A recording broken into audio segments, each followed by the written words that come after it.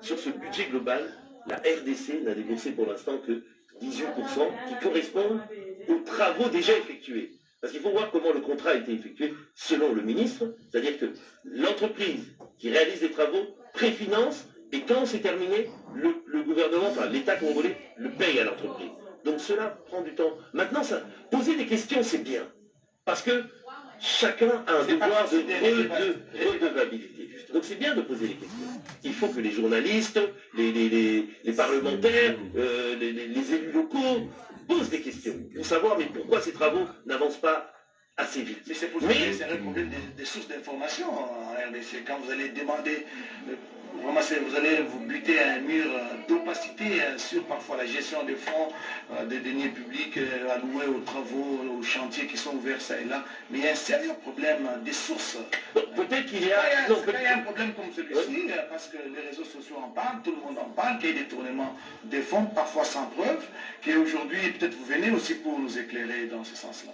Oui, peut-être qu'il y a une culture de la transparence et de la redevabilité qui doit être promue et améliorée dans notre pays, sans doute, admettons-le. Ce n'était pas le cas les 18 dernières années. Mais en tout cas, si vous allez chercher l'info à la source là où elle se trouve, on vous la donnera. En l'occurrence, là, c'est le ministre de tutelle qui nous donne cette information-là.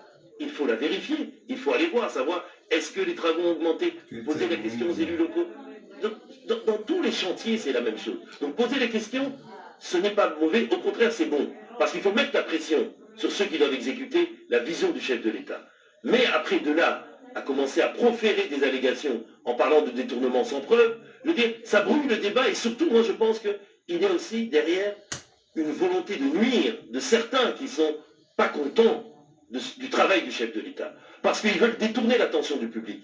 En ne focalisant pas sur le fait qu'il y a des travaux qui sont engagés, des universités qui vont être érigées à partir de rien, d'autres vont être réhabilitées. On a parlé des homes, par exemple, de l'UPN, l'IBTP, des choses qui sont remises à neuf, alors que nos étudiants, nos jeunes frères et sœurs travaillent dans des conditions exécrables. Donc le président, par volonté de sa détermination, va changer tout ça pour leur donner des conditions satisfaisantes de travail, mais ça ne plaît pas à certains. Il y a des adversaires, sans doute politiques, qui veulent tourner le viseur vers des soi-disant soupçons de détournement. S'il y a détournement, je vous l'ai dit, franchement, soyez calme, on a des agences, il y a l'IGF, il y a des commissions parlementaires qui vont fouiller là-dedans et on le saura et la justice fera son travail. Et il y a certains observateurs qui estiment que certains collaborateurs du chef qui travaillent avec le chef de l'État dans son cabinet ne l'aident pas dans ce sens-là, parce qu'il y a l'ampleur des travaux, il y a entre guillemets détournement et déjà estiment que certains collaborateurs n'aident pas les chefs. Vous partagez cet avis? Mais non, parce que ça, vous préférez des choses sans contenu. Quel collaborateur, sur quel projet et dans quelles conditions? Il faut être précis, parce qu'on ne peut pas dire comme ça de façon...